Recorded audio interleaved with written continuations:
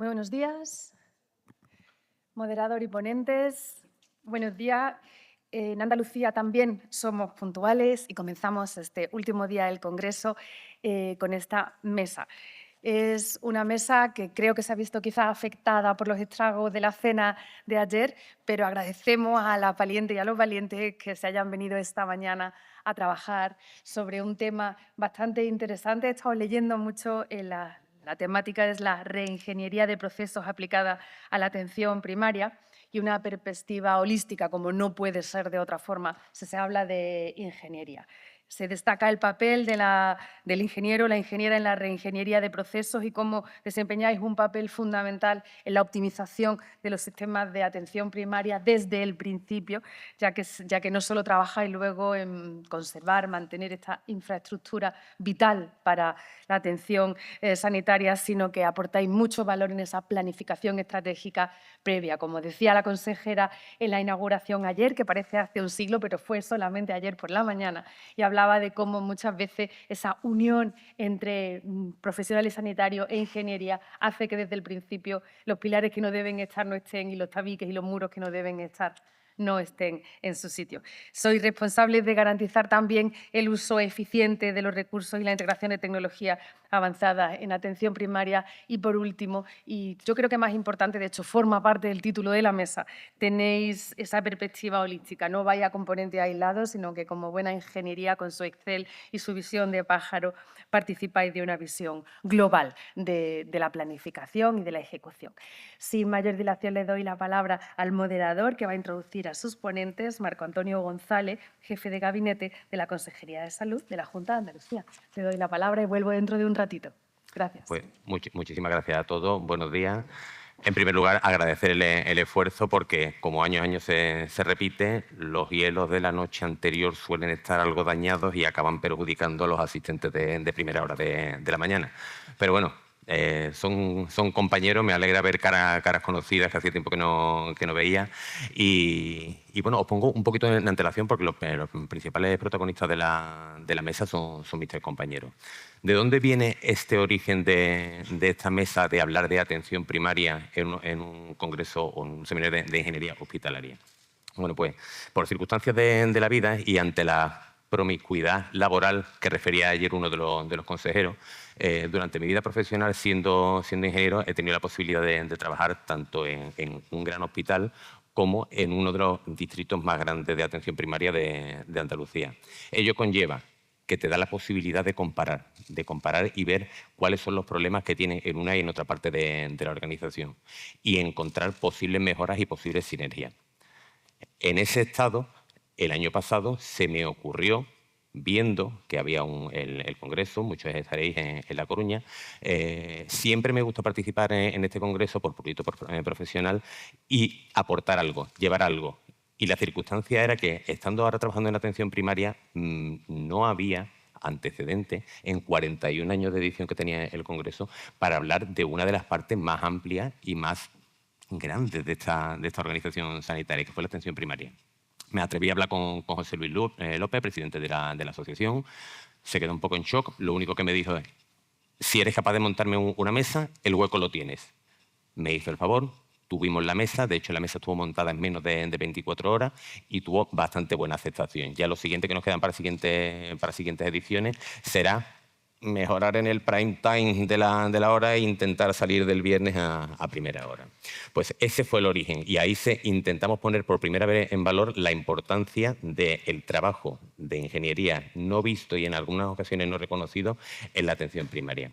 Es por ello que tenemos hoy a tres ponentes con algún giro inesperado, igual que la mesa de consejeros de ayer, que fundamentan la base de esa colaboración que tiene que haber entre todos los profesionales sanitarios.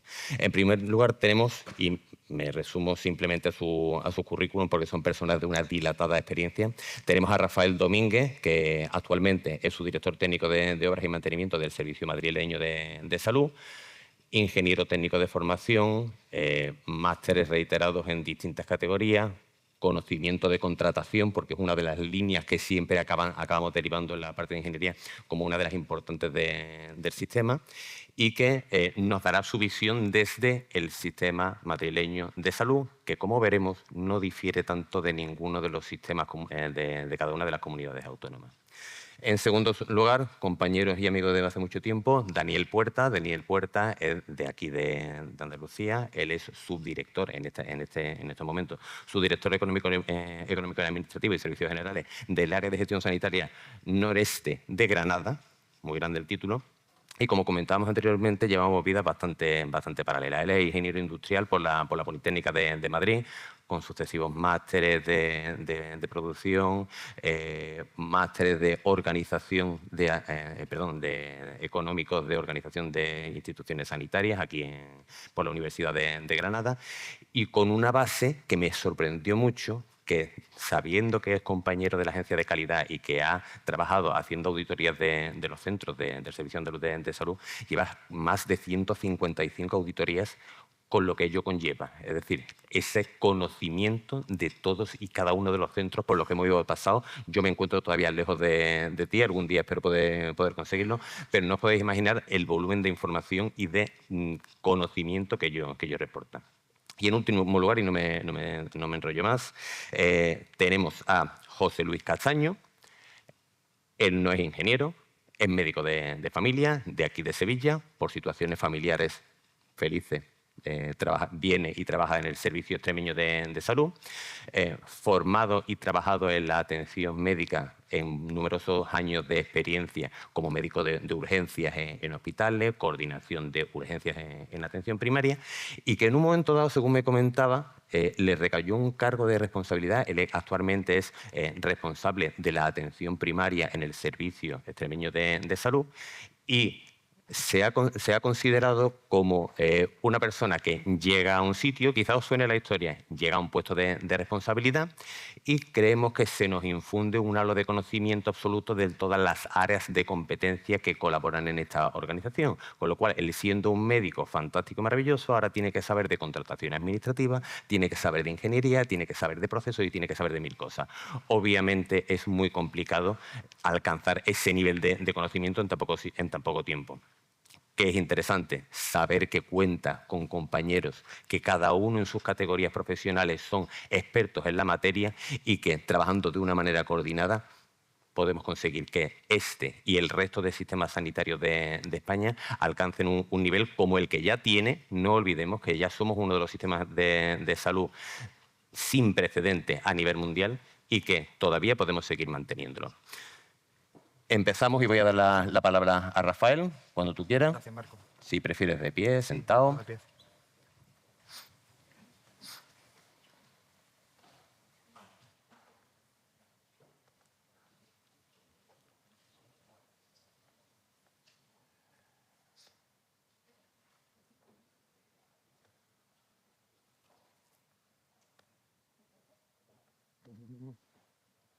Vale.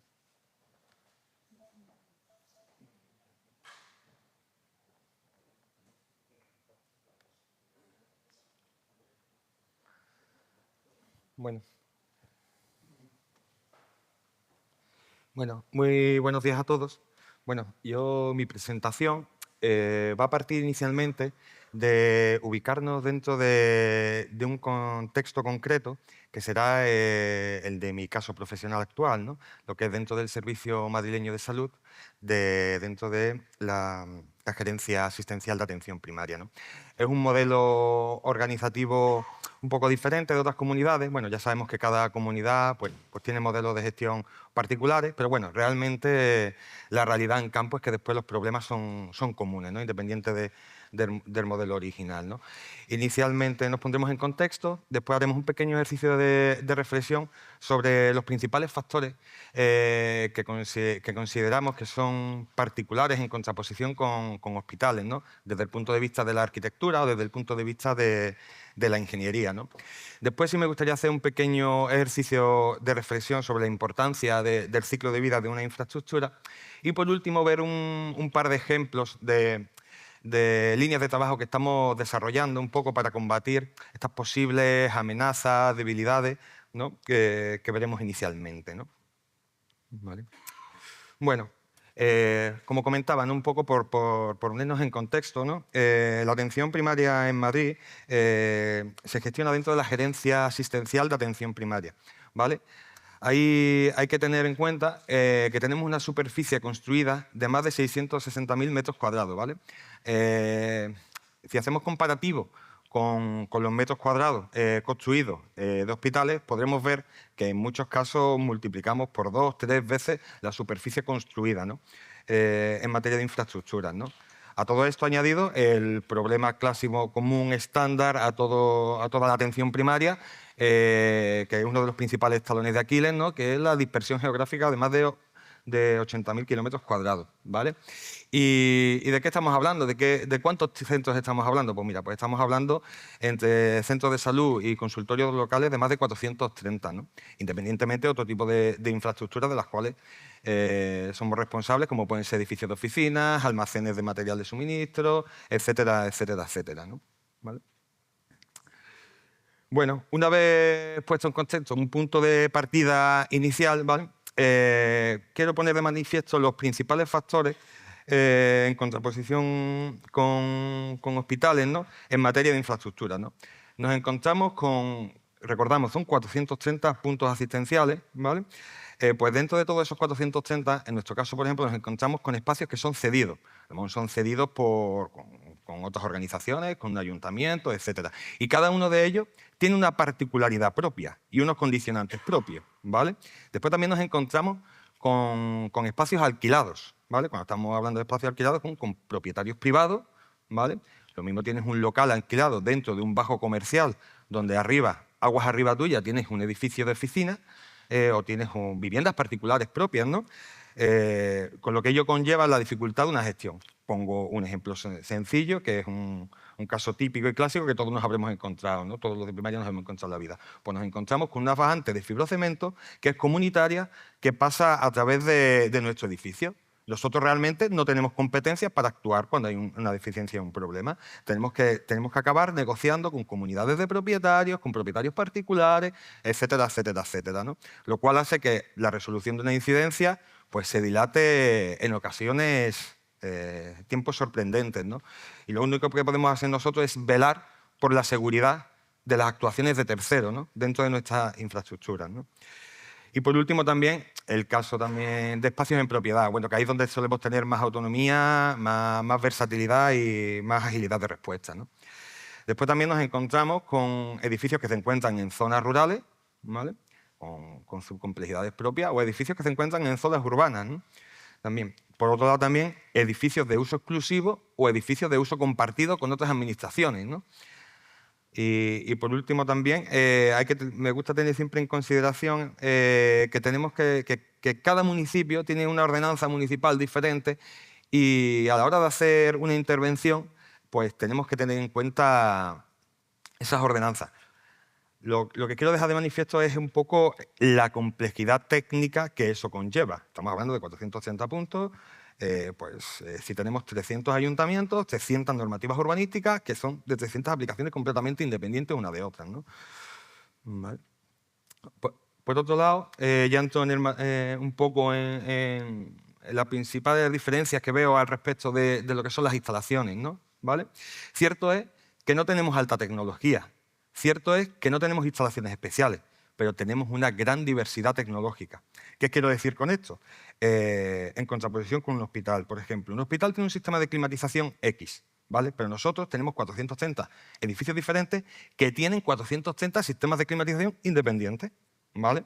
Lo cual conlleva un conocimiento brutal, ¿no? Es verdad que quizás son tecnologías mucho más sencillas, y quizás no tanto, ¿no? Porque finalmente la mayoría de los casos son sistemas de la misma complejidad técnica, pero a pequeña escala.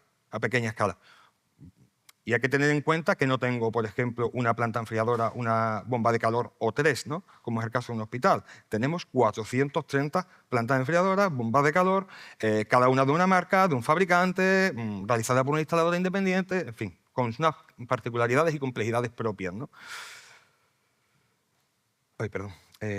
Por otro lado, claro, cuando tienes 430 tipologías de instalaciones diferentes, tiene 430 aplicación de normativas de obligado cumplimiento diferentes, ¿vale? Eso, claro, que como por ejemplo el ejemplo de climatización que os estaba comentando, pues dependiendo de los equipos que tenga, tendré que aplicar el reglamento de instalaciones térmicas de una manera u otra a la hora de realizar lo que es el mantenimiento preventivo técnico legal y demás, ¿no? ¿Vale? Después, también hay que tener en cuenta que la normativa evoluciona constantemente y al evolucionar hace que tenga que hacer constantes cambios en estos requerimientos. Podemos poner un ejemplo muy sencillo de este año. Este año, por ejemplo, simplemente 3 pinceladas. Ha entrado en vigor, ya de obligado cumplimiento, el nuevo reglamento para protección contra la legionela, ¿vale? Que tiene un impacto brutal, ¿no? en nuestras infraestructuras. Por otro lado, ahora recientemente, en el mes de julio, hay una modificación del reglamento de ascensores, ¿vale? Por el cual ahora las inspecciones por organismos de control autorizados no puedo delegarla en un tercero, sino tienen que ser gestionadas por parte del responsable de las instalaciones, por parte nuestra, ¿vale? En este caso, ¿no? En mi caso estamos hablando, por ejemplo, de más de 400 OCA, porque tienen más de 400 ascensores. Para que tengamos un poco en cuenta lo que es la complejidad técnica que todo ello conlleva. Y otro ejemplo adicional. Ahora mismo, por ejemplo, también se ha puesto también encima de la mesa el obligado cumplimiento de las mediciones de radón, ¿vale? Que es un tema completamente nuevo de aplicación. Bueno, pero para que veamos un poco, nos pongamos en contexto de todo ese cambio evolutivo normativo, ¿no?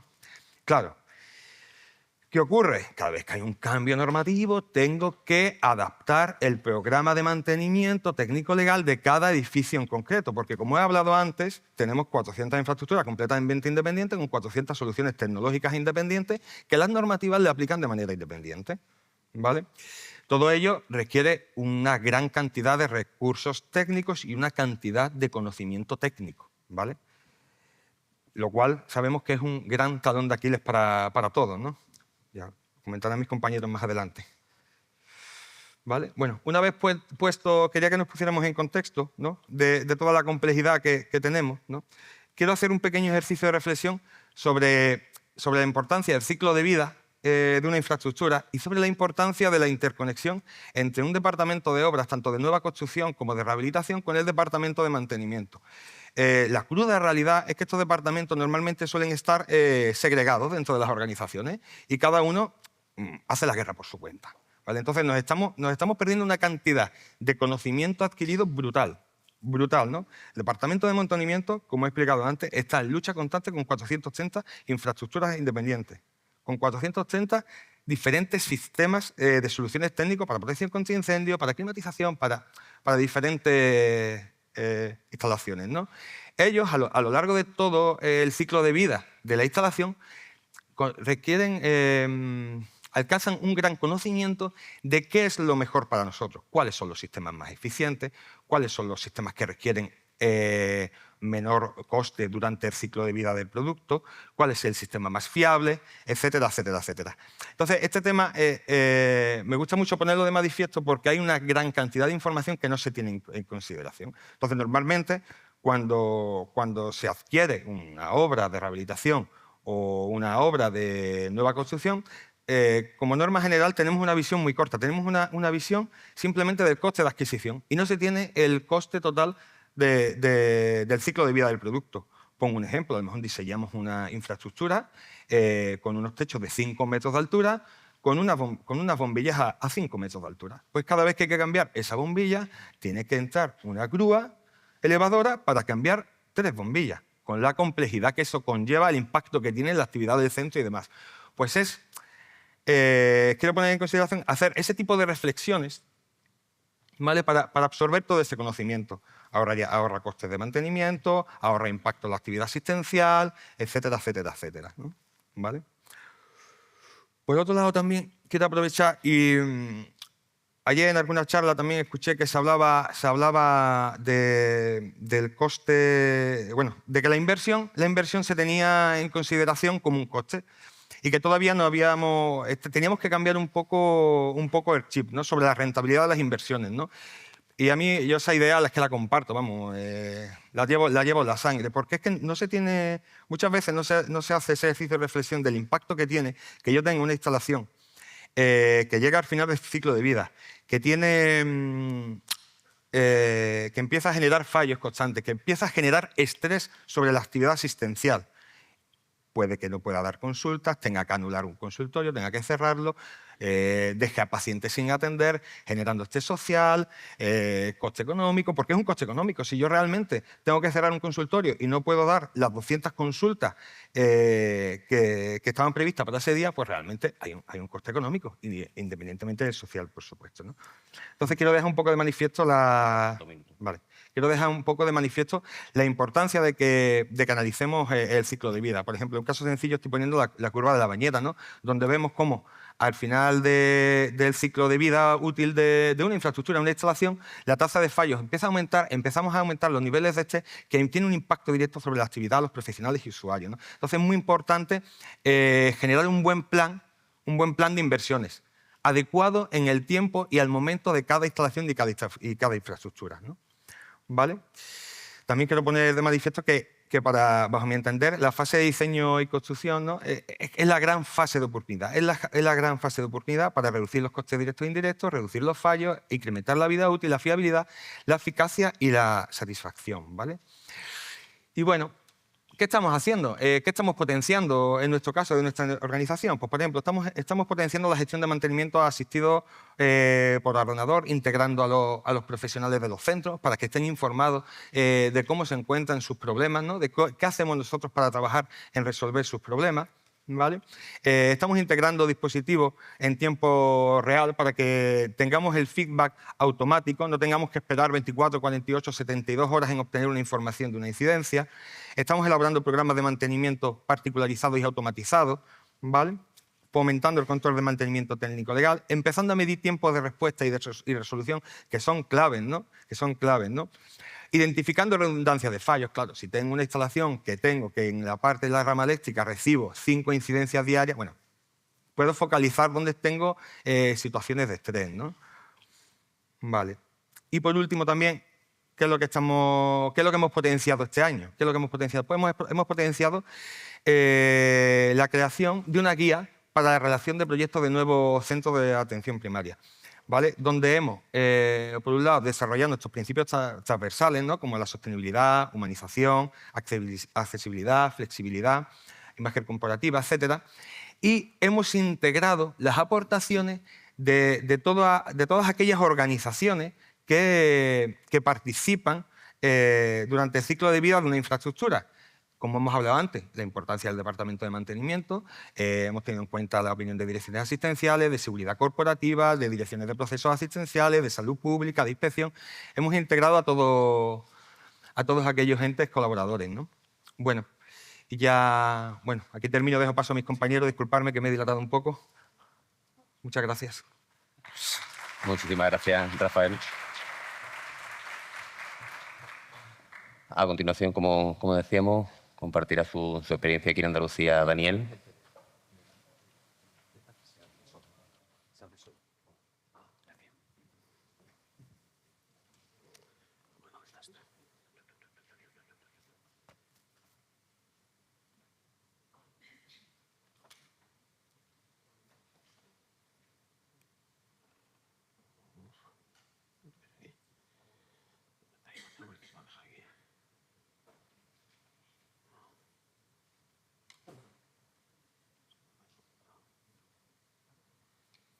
Pantalla completa, no lo veo. Hace falta un ingeniero informático. Falta un ingeniero informático aquí.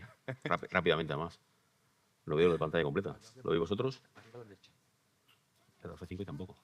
No hay... Pero tú lo ves. Está ahí.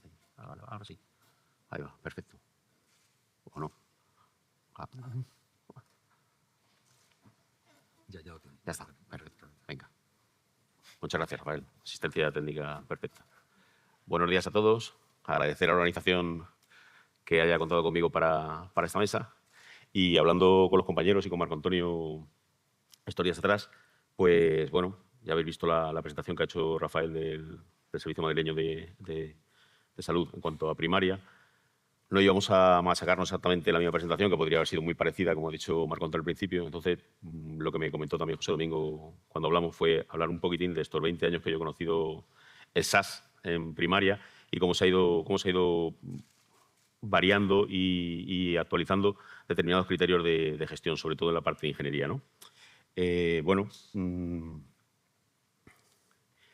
el caso del SAS, el ingeniero de atención primaria, como veis ahí, es un poco una situación extraña, porque en realidad es una categoría que administrativamente no existe, ¿no? Lo que yo he conocido, y no sé si alguno de vosotros tiene variación, es esto. Y el SAS inició su aportación de ingeniería en primaria contratando o bien técnicos de función administrativa, ingeniería industrial por el perfil de A1 por titulación, o técnicos de gestión administrativa, ingenieros técnicos industriales, ¿no? Y algún aparejador, algún arquitecto también he conocido en mi recorrido con la agencia de calidad por todos los distritos y hospitales y áreas de gestión que se han dedicado a esto, ¿no? Yo entré en el SAS en el 2004, como hizo un compañero aquí de Sevilla, como técnico de la defunción administrativa, y conocí a algunos técnicos de la digestión administrativa que estaban en ese trabajo. Al no ser una categoría específica, pues bueno, lo que ocurre es lo que veis a la derecha. Yo entré en un distrito de primaria que tenía aproximadamente, bueno, tiene ahora 150 centros, 45 grandes y luego unos 100 y pico entre consultorios locales y auxiliares, que es el de Granada. Ahora estoy un poquito más arriba, en la zona nordeste, más pequeño, pero también con gran dispersión. Y bueno, lo que comentábamos antes, lo que ha dicho Rafael. No, son centros con distintas características, han sido construidos ayuntamientos, particulares en su momento y cesiones, alquileres. Nosotros tenemos incluso alguna cosa que no sé si tú has vivido allí y es ahora tenemos que relacionarnos con un Ocupa en uno de nuestros consultorios. Hemos salido en televisión en Darro, tenemos unos Ocupas arriba que el ayuntamiento no es capaz de mover. En fin, tenemos determinados criterios de ese tipo, ¿no? Y el efecto de no tener una categoría que tiene claras en primaria cuáles son sus funciones, pues da lugar a eso que veis a la derecha, ¿no? Yo entré en el distrito y lo primero que fue llegando a mi mesa fueron carpetas de cosas que la gente desconocía totalmente en primaria, ¿no? Toda la parte de mantenimiento, toda la parte de técnico legal. Yo conocí muchos centros en toda Andalucía, no solo en el distrito donde yo entré, donde no se sabía lo que era una OCA, no se sabía lo que era prácticamente ningún otro tipo de técnico legal. Había cosas, había gente que tenía su idea, cierta formación, administrativos con buena voluntad, celadores con buena voluntad, que también los hay, es una categoría que también tiene alguno con buena voluntad, y hacían mucho de ese trabajo, ¿no? Pero la realidad es que no se tenía eso muy controlado. ¿Qué ocurre? Pues bueno, pues a partir de ahí la persona que entra a cubrir, digamos, esas necesidades se dedica a esto, a la gestión de los centros de salud. ¿En qué sentido? Pues bueno, rápidamente todo el mantenimiento cae en tu mesa. En el caso del SAS, cuando yo llegué no había ningún sistema de gestión de mantenimiento asistido por ordenador. A los 3 o 4 años entró Incaweb, los más antiguos lo habrán conocido. Incaweb era al final una suerte de aplicación en la que lo único que teníamos era normalmente mensajería de los centros en los que lo único que se ponía, pues bueno, eran aquellos fallos o problemas que tuvieran con los equipos y después, gracias a mucha gente y a alguno que está aquí en particular, estamos ahora trabajando con Mansys. Es un sistema de gestión asistido por ordenador que tiene muchas posibilidades. Es verdad que en primaria no está tan desarrollado, no está tan avanzado como en algunos hospitales, pero bueno, vamos por ese camino y creo que puede ser una de las soluciones importantes, ¿no? En cuanto a, por no machacar, ya digo, la presentación de Rafael, que podría ser prácticamente la misma que la mía, la supervisión de construcción y reformas en los centros fue también rápidamente uno de los elementos que cayó en la mesa de la gente que fue cogiendo este tipo de tareas. Yo conocí a la delegación de Granada en su momento, un servicio de infraestructuras y obras que ha desaparecido, con lo cual los distritos fueron asumiendo a través de las personas que iban cogiendo estas responsabilidades pues prácticamente todo lo que es la gestión de la construcción y reformas de los nuevos centros, con lo que eso conlleva, ¿no? Programas funcionales nuevos, tratar con ayuntamientos, tratar con arquitectos, tratar con los compañeros asistenciales, convencerles de que algunos de los elementos que se proponen dentro de los centros pues no son muy útiles a medio y largo plazo, controlar esa arquitectura que quiere generar siempre un centro de salud especial, esa pirámide, ese legado para la posteridad que tiene en la cabeza todo alcalde que se precie y un arquitecto que le acompañe. Entonces, genera un centro de salud que en muchas ocasiones después a nosotros nos complica la vida enormemente en cuanto a instalaciones o a distribución. Y una tercera pata que es calidad y medio ambiente. En su momento, en el 2004, cuando yo entré, pues la agencia de calidad estaba empezando a moverse, también se estaba empezando a mover la ISO 14001 en el SAS. Eso dio un gran empuje a los centros, en muchos sentidos, ¿no? Porque la agencia de calidad, a través de los manuales, fue moviendo y ordenando y, sobre todo, redirigiendo determinadas cuestiones para que los centros supieran realmente qué tenían que hacer a través de estándares muy específicos, que hay una sistemática de obligatorios, no obligatorios. Esos obligatorios son los que la gente empezó a entender que como mínimo había que trabajar. Y en cuanto a medio ambiente, pues la obligatoriedad de implantar la ISO 14001 pues llevó también a que, como en todo este tipo de normativa, el cumplimiento técnico-legal es principal, es decir, es la primera pata. Tienes que cumplir la norma, ¿no? No puedes decir que eres muy bueno haciendo algo y luego ni siquiera cumplir la norma, ¿no? Luego, ese trato con el resto de compañeros, ¿no? Aquí he puesto las unidades de prevención de riesgos laborales, pero a mí, por ejemplo, nada más llegar, me tocó llevar el tema de dosimetría. Yo no sabía nada ni de reacciones ionizantes ni no ionizantes. Tuve que formarme con algún compañero y, en general, pues lo que hemos visto antes, ¿no? El hombre orquesta que termina cogiendo todo ese tipo de cosas. La electromedicina también rápidamente llegó a mis manos. Eso fue otro descubrimiento importante, ver lo que había en los centros. No había inventarios, no se conocía lo que era un inventario, era difícil saberlo. Es difícil ahora, ¿verdad, José Ramón, en algunas ocasiones saber lo que hay en los centros? Y en primaria, pues mucho más, ¿no? Había que recorrerlos prácticamente al estilo de viaje a la Alcarria, recorrer las zonas básicas, incluyendo los consultorios, sabiendo dónde estaba la llave, si en el bar, si la tenía limpiadora, si era un centro comunitario, lo que fuera, ¿no? Y fuimos recuperando esa información. Sigue siendo duro tenerla, porque además las zonas básicas, o sea, los compañeros de asistencial cambian equipos, con buen criterio normalmente, pero no se lo comunica a nadie más y eso suele ser conflictivo. En cuanto a la electromedicina, pues también he visto algunos cambios importantes, ¿no? Que han desarrollado elementos que antes en los centros no estaban, ¿no? Yo he conocido, supongo que vosotros también, las reveladoras de líquidos. De eso pasamos a un híbrido con una digitalización o medio digitalización con una impresión local, y ya después la digitalización que se ha ido produciendo con la sustitución de equipos, ¿no? Con lo que eso ha ido conllevando para mantenimiento. Es verdad que, como comentaba Rafael, no tenemos alta tecnología, pero sí se ha ido complicando un poquito cada vez más lo que son la dotación de equipos en primaria, ¿no? Antes los ecógrafos no existían en primaria, ahora existen muchos, no se usan mucho, pero existen y hay bastantes más equipos con cierta complejidad, sobre todo para los compañeros de los centros. Por eso he puesto ahí lo de la gestión de la formación con los fabricantes y suministradores. A mí me sorprendía que llegaran equipos a los centros, se compraran, llegaban y yo he encontrado cajas cerradas después de 3 años en algunos de los centros, ¿no? Con equipos que valían un par de millones de pesetas en su momento y nadie los había abierto, ¿no? Entonces, es importante esa gestión e ir encauzando ese tipo de situaciones. Ahí llega la optimización de procesos, ¿no? Y en ese caso, bueno, también para algunas cosas los ingenieros somos muy útiles. Rápidamente las direcciones entienden para qué podemos servir o si no servimos tendremos que servir y entonces nos van colocando ese tipo de cosas, ¿no? Yo recuerdo al principio cómo se hacían las recogidas de sangre, extracciones y algunos otros elementos en primaria. Bueno, pues fue la primera vez que alguno vio pues una pequeña propuesta con un grafo, ver lo que eran rutas más, digamos, útiles y no útiles para el uso, a pesar de que eso a algunos compañeros celadores les sentó mal, porque ellos tenían que cambiar el sitio donde tomar café y eso siempre es muy conflictivo. Y a partir de ahí pues, fuimos viendo algunas de esas cosas. Optimizamos recursos también en determinados centros. Se veía claramente que había centros con excesos de equipamiento o de almacenamiento, porque históricamente lo habían tenido, cabeceras de zonas básicas que tenían problemas de ese tipo. Empezamos a tener sistemas de información, se entró a través del propio sistema de acreditación de la ISO 14000, obliga a tener una serie de registros que previamente a eso era difícil encontrar, había que hablar con contabilidad, las facturas de electricidad únicamente tenían la importancia que tuvieran en función de los euros que ponía abajo, eso de 1 kWh o términos de potencia o posibilidades de reducirla no lo había pensado nadie, porque tampoco tenían mucha idea de lo que era eso. Gestionamos a partir de ahí algunos consumos. Yo recuerdo las primeras baterías de condensadores que se instalaron en algunos de los centros, pues nadie sabía lo que era la reactiva ni cosas por el estilo, ¿no? Pero Endesa sí lo sabía y estaba crujiendo bastante bien alzarse en algunas cosas. Y programas funcionales, pues empezamos un poco a entrar en esa dinámica de gestionarlos. Con respecto a guías de diseño, el SAS tiene una guía de diseño que era del 98, muy modesta, ha ido cambiando después y en el 2023 tenemos otra, que es lo que comentamos otro día, está interesante. No llega a algunos aspectos exteriores, pero bueno, está muy bien y ha sido otra evolución importante para que los centros, por lo menos, no permitir que, ya digo, ayuntamientos o otros de los participantes en el proceso constructivo pues generaran o gestionaran un centro de salud a su manera, ¿no? En cuanto a calidad y seguridad, pues lo que estamos viendo, ¿no? Ahora la última pata sería la gestión energética.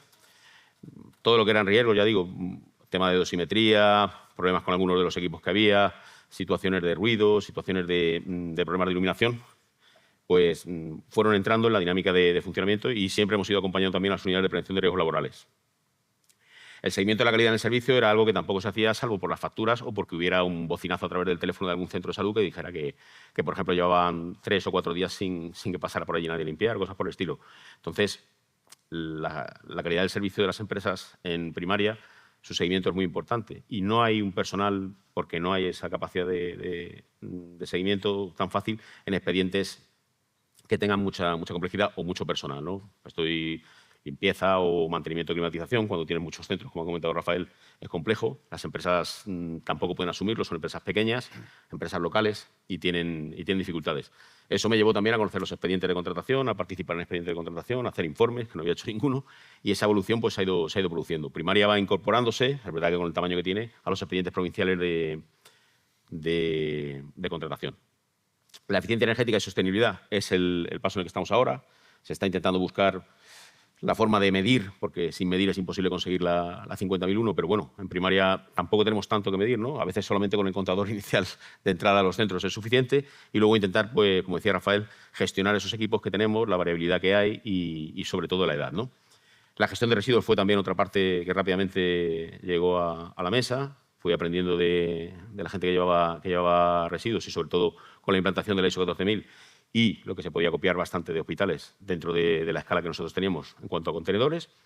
Es una de las partes que también se suelen llevar. Y la gestión de proyectos y presupuestos, pues también, ¿no? A partir de ahí, con el paso del tiempo, lo que sí se han dado cuenta en primaria es que bueno, el ingeniero puede aportar muchísimo en lo que es el desarrollo de proyectos y el control presupuestario. Eso significa, pues eso, hablar con mucha gente y intentar plantear determinadas cuestiones que en ocasiones en primaria no son tan fáciles, ¿no? Y los retos son estos que veis aquí, ¿no? Creo que se ha comentado bastante en este congreso, participar con los compañeros asistenciales en lo que es el desarrollo de los elementos importantes, que son muchos en primaria. La parte de innovación y tecnología, pues ni que decir tiene, ¿no? Que eso irá entrando y sobre todo en áreas como la nuestra, en la que tenemos bastante dificultad de cobertura en cuanto a personal.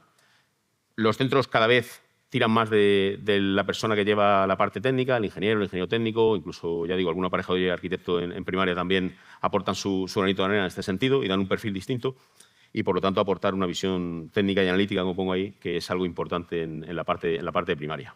La idea es llegar a esta última opción, ¿no? Ser capaz de ir en el caballo sin tiznes, sin ningún tipo de mancha y sin los problemas habituales que hemos ido teniendo, pero eso es complicado. Muchas gracias y espero haber dado algo de luz en lo que me habían pedido. Magnífico.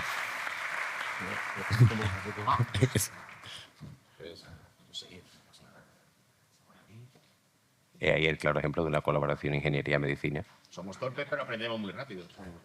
Tiene mayor historia. Tenemos una curva de aprendizaje brutal. Exactamente. ¿Es aquí? Pero lo veía. Ya, si la gafa no veo nada. Ya la tienes. Ahí está. Gracias. Bueno, buenos días a todos. ¿Se oye bien? Sí. Voy a empezar, bueno, como ha dicho mi presentador, Marco, soy médico y me gustaría empezar la presentación haciendo una pregunta que siempre me ha gustado decir y nunca lo he dicho y siempre he participado cuando alguien lo ha dicho. ¿Hay algún médico en la sala? Bueno, pues con esto podéis entender, a ver cómo pasa, cómo es de la siguiente, que soy médico. Aquí. Aquí. Ya. Podéis entender que me encuentre como un pez fuera del agua o que me encuentre como un médico en la sala de espera, que creo que, compañero, que es donde peor nos encontramos los médicos, cuando estamos como pacientes, ¿no? Los médicos tenemos nuestra zona de confort, como todo el mundo. Nuestra zona de confort es viendo pacientes, ahí donde estamos cómodos. Tenemos una zona de aprendizaje que también es nuestra zona de confort, porque al final no dejamos de estudiar nunca, con lo cual siempre estamos aprendiendo. Y en este caso, cuando me dijeron que tenía que participar en esta mesa, pues me puse a aprender, me puse a estudiar un poquito, también aparte de la experiencia que tenía, para intentar que hoy llegue a una zona mágica, en donde todos acabéis así, después de la presentación, contentos y felices, pero yo estoy en una zona de pánico debido a este seminario. ¿Y qué hace un médico entre tantos ingenieros? Bueno, pues ambos buscamos lo mismo realmente, ¿no? Al final vamos a buscar lo mismo, que es lo que no debemos nunca olvidar, que todos, absolutamente todos, estamos aquí por nuestros pacientes. Somos todos unos egoístas, porque estamos por cada uno de nosotros, porque todos somos pacientes. Soy ingeniero, soy médico, pero todos somos pacientes. Por tanto, somos muy egoístas. Trabajamos para nosotros. Los ingenieros optimizan sistemas y flujos de trabajo, los médicos mejoramos la salud y el bienestar de las personas, pero como un trabajo en conjunto. ¿Qué puede aportar un médico en atención primaria, un médico de atención primaria, a una reingeniería de procesos? Bueno, pues en cuanto al conocimiento del proceso clínico, los médicos comprenden el funcionamiento de la atención al paciente desde que llega el paciente al mostrador hasta la resolución final del proceso, y en caso de primaria, diferente al caso de hospitalaria. Y no digo atención especializada, porque ya aprovecho este foro para decir que atención especializada somos todos. Nosotros tenemos la gran suerte que además continuamos a ese paciente a lo largo de su vida. Por tanto, identificamos cuellos de botella, donde sois parte fundamental a la hora de la resolución de esos cuellos de botella, ineficiencias, áreas de mejora. Un enfoque en el paciente. Podemos aportar todas aquellas deficiencias que el paciente nos cuenta que encuentra en nuestro servicio, aunque incluso yo iría más. Como decimos nosotros en los foros médicos, cada vez hay que contar más, no solamente con la visión que el médico da del paciente, sino con las plataformas de pacientes, con los propios pacientes. Escuchar al propio paciente, que muchas veces no le escuchamos. La interdisciplinaridad, colaboración en equipo, trabajar en conjunto. Eso da una atención, un enfoque más integral, y considerar tanto la técnica como el cuidado humano en el diseño de procesos, porque al final el fin es el mismo, teniendo, como bien decía antes la presentadora, un enfoque holístico. La identificación de indicadores de calidad, y también se ha nombrado antes. Hay que medir las cosas. Todas aquellas cosas que se implantan, todos aquellos procesos que se implantan, tenemos que saber medirlos, y podemos ayudar mucho en encontrar esos indicadores. Como bien decía Daniel, a lo mejor no son muchos los indicadores que hay que encontrar en primaria, pero a lo mejor hay que encontrar los exactos, ¿no? Los que realmente necesitamos. Evidentemente, para el apoyo a la toma de decisiones. En cuanto a capacitación y comunicación, pues facilitar la formación del personal sobre los nuevos procesos y tecnologías. Aquí tenemos mucho campo de acción, tanto para aportar, pero también los médicos, como para mejorar. Muchas veces, por el estrés del trabajo, por la carga que tenemos asistencial, por las agendas repletas, le dices a los compañeros: vamos a implementar tal proyecto, vamos a poner tal máquina, un retinógrafo, un ecógrafo, vamos a dar cursos de formación, y no te los encuentras disponibles porque dicen: con lo que tengo encima ahora me pides formación. Y ahí tenemos también mucho campo de mejora. Y en la implementación de protocolos, ¿no? Pues lo mismo. Los médicos ayudan a diseñar, a revisar esos protocolos que vosotros luego de procesos que lo vais a desarrollar. Y me gustaría que fuera así, no al revés, como muchas veces me he encontrado, ¿no? Y como además muchas veces tenemos el problema que, y yo os lo digo como médico que he sido mucho tiempo de trincheras, que no entiendes para qué te ponen algo en tu centro de salud si tú eso no es lo que necesitas otra cosa, ¿no? ¿Quién te ha preguntado a ti? Eso luego sí, eso lo desarrollo. Como desafíos en atención primaria, es la integración tecnológica. Ahora estamos inmersos con los planes de acción en un montón de proyectos de atención primaria. Estamos metidos en el plan de atención, el plan digital de transformación digital de atención primaria, en el plan de seguimiento remoto domiciliario. Hay un montón de proyectos sobre la mesa que vamos a necesitar, y totalmente de la colaboración de los ingenieros para desarrollarlo. Sistemas de información tienen que estar de la mano del equipo asistencial y del equipo médico, y debemos dar cobertura a todas esas necesidades del futuro, que para atención primaria es ya casi el presente, porque, por desgracia, sabéis cómo es la situación actual de médicos en España, la carencia de profesionales, lo difícil que es dar cobertura asistencial en las zonas más dispersas. Nosotros en Extremadura tenemos una dispersión geográfica tremenda, una ruralidad muy grande, pueblitos muy pequeños, muy dispersos, a los que cuesta mucho llegar a dar asistencia sanitaria. Y se le está dando, pero llegará un momento en el que planes como el seguimiento remoto domiciliario tendrán que tener una un fuerte impacto y una fuerte cabida para solucionar esos problemas que se nos pueden venir encima. Fluctuaciones en la demanda. Bueno, pues las dificultades que tenemos a la hora de planificar, dificultades en la gestión de recursos, dificultades en los tiempos de espera, dificultades de sobrecarga del personal. Todos esos son retos que tenemos encima de la mesa que evidentemente tenemos que solventar. Coordinarnos, las barreras que muchas veces tenemos de comunicación entre nosotros, eso es un gran reto, ¿no? Yo cuando llegué a la Subdirección de Atención Primaria en Extremadura, lo primero que hice fue reunirme con los subdirectores que estaban de obra, de contratación, de sistema de información, intentando eso, un abordaje interdisciplinar, que no me enterara yo por la prensa que se había hecho un centro de salud en un pueblo y nadie me había dicho nada, siendo yo el subdirector de atención primaria. Que no me enterara yo por la prensa que se había puesto un retinógrafo en un consultorio. Nosotros tenemos 15, 16 retinógrafos en toda Extremadura, tenemos 8 áreas y estamos 2 en cada área y van itinerantes por los centros de salud de cada área para bueno, pues todo lo que es la DMAE y el tema de la retinopatía diabética, ¿no? Pues que no te enteres por la prensa, sino que sepas que se ha comprado precisamente en conjunto porque se ha visto la necesidad. ¿Por qué? Porque puede pasar lo que bien decía Daniel, que te encuentres, y yo lo he visto, aparatos magníficos, metidos en cajas, embalados, 2, 3 años, que nadie sabe ni para qué sirve y está ahí metido, ¿no? Ojo, eso también nos tiene que hacer pensar por qué motivo pasa eso. O sea, ¿realmente ese centro de salud necesitaba ese aparato?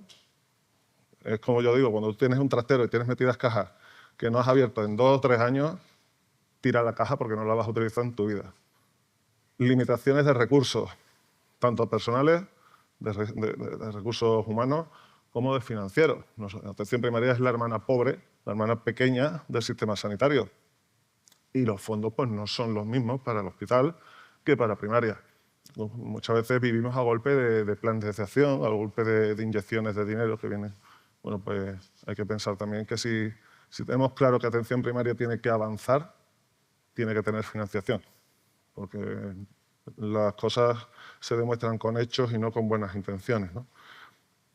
La diversidad de pacientes, un poco lo que ya decía antes, nuestro paciente tipo no existe. Tenemos un paciente urbano, tenemos un paciente en zonas rurales, tenemos pacientes trabajadores, tenemos pacientes jubilados, pacientes muy añosos que necesitan un tipo de atención muy domiciliaria, tenemos pacientes que no pisan la consulta y que tienes que estar encima también de ellos para detectar posibles patologías que en un futuro te puedan venir.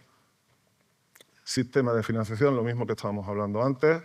Formación continua, vuelvo a lo mismo, a lo que he comentado, los retos que tenemos también en formar a nuestros profesionales y que entiendan, porque yo os puedo asegurar que la gran mayoría no sabe qué hace un ingeniero. Vamos, a lo mejor lo del hospital, que pueden ver algunos, vale, pero los de primaria un ingeniero, como muchos te conocen al de mantenimiento y el de electromedicina que te arregla el aparato de electro cuando se estropea o empieza a dar artefactado, ¿no? No saben más. Y el cambio demográfico, ¿no? Pues también lo mismo que estamos hablando de estos pacientes, porque no son todos los mismos los que tenemos en un sitio y en otro, y el envejecimiento de la población, y sobre todo en las zonas rurales, es un reto muy importante que tenemos. No me voy a extender más, porque además nos vamos a comer el tiempo, pero si queremos hablar un poquito, simplemente 2 pinceladas. Al combinar la experiencia médica con los principios de ingeniería, se pueden crear procesos más eficientes que beneficien tanto a los pacientes como a los profesionales en salud. Y al integrar la ingeniería en la atención primaria se puede mejorar significativamente la calidad del servicio y la satisfacción del paciente. Como decía al principio, es el motivo por el que todos trabajamos en el sistema sanitario. Dejo una frase que creo que muchos conocemos, que es de Peter Drucker, y en base un poco a lo que decía, de trabajar en conjunto para que luego lo que llegue al centro de salud o de atención primaria sea realmente lo que se necesita, porque podéis hacer un trabajo muy, muy, muy eficiente, pero no hay nada más inútil que aquello que se hace eficientemente, pero no se debería haber hecho nunca, ¿no? Entonces es fundamental esa coordinación a la hora de trabajar. Muchas gracias.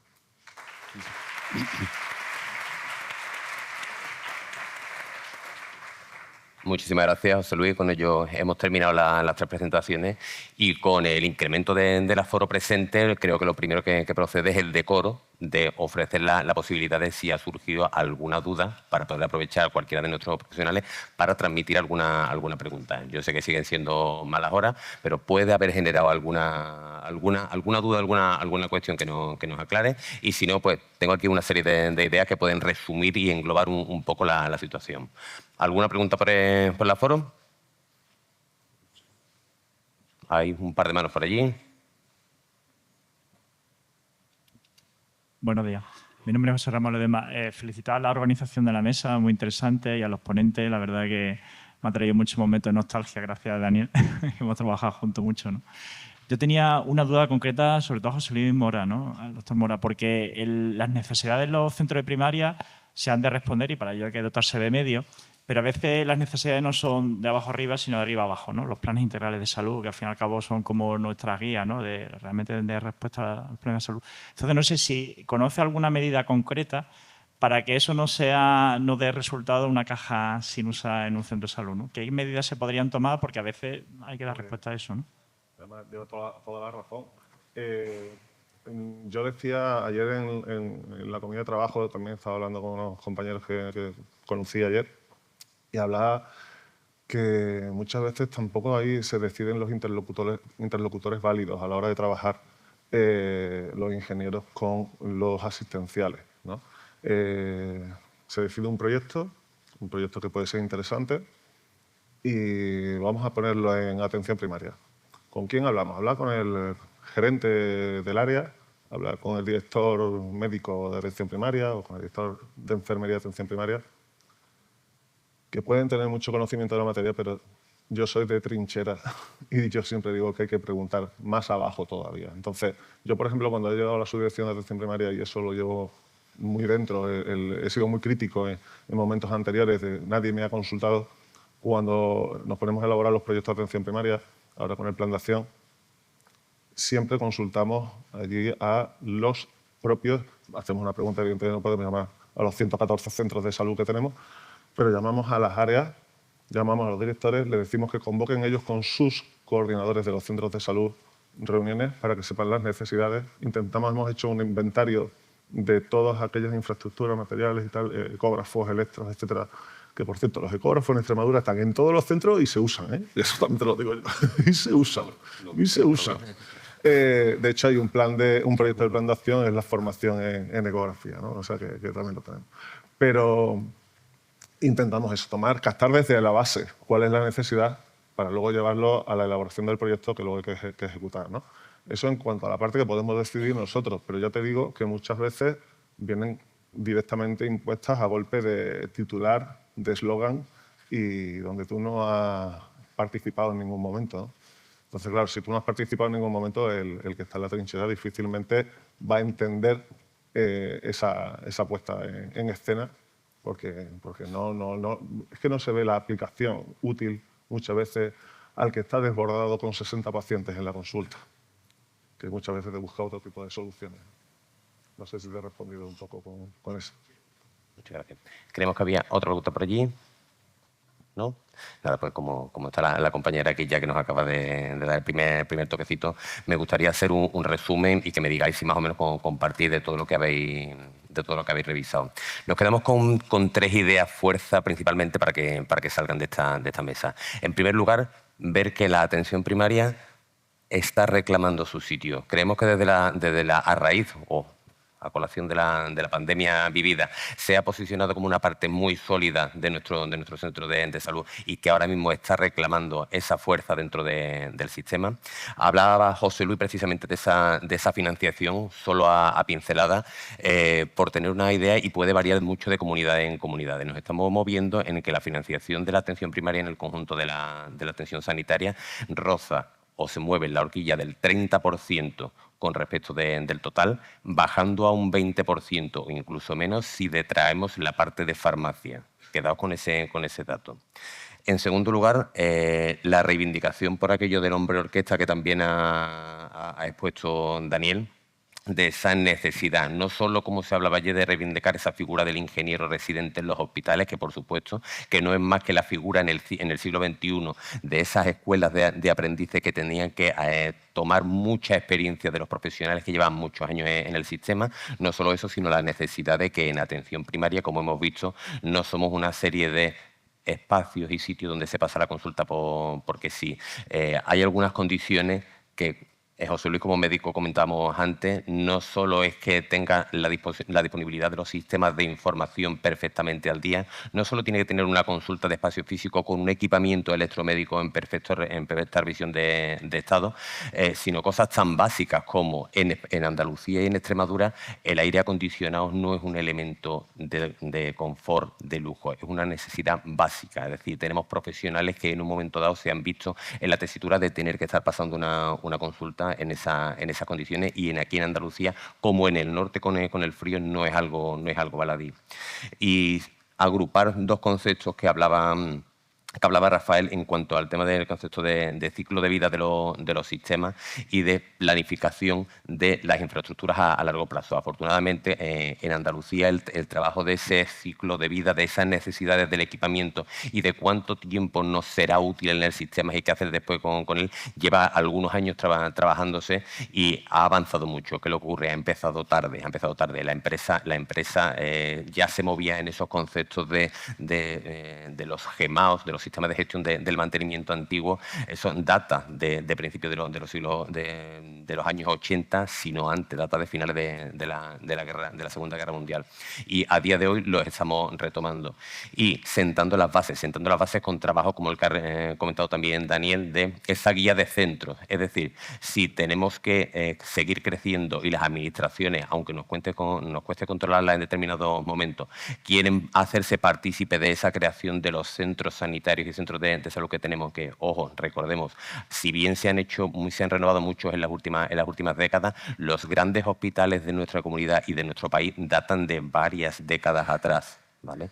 En el hospital sí está más concienciado el trabajo y la necesidad obligatoria del mantenimiento, pero en los centros de salud a veces nos encontramos con problemas. ¿Y cómo se soluciona eso? Pues con esas guías de desarrollo de centros que de manera multidisciplinar, en el que cuando vimos la lista, a mí personalmente me llenó de orgullo porque había muchos compañeros ingenieros, pero había también compañeros médicos con los que había trabajado día a día. Y esa información transversal es la que permite que la organización pueda avanzar y que no haya atascos después a la hora del desarrollo. Por mi parte, y ya me están llamando la atención, agradecer de nuevo a Rafael, Daniel y José Luis la participación. Insisto, esta mesa ha venido para consolidarse, esta mesa ha venido para crecer en ediciones futuras del Congreso y dar las gracias a todos los asistentes por en esta hora quizá algo intempestiva, pero que si estabais aquí era porque verdaderamente había un interés por cómo se puede hacer una mejor atención sanitaria de atención primaria en nuestro país. Muchísimas gracias.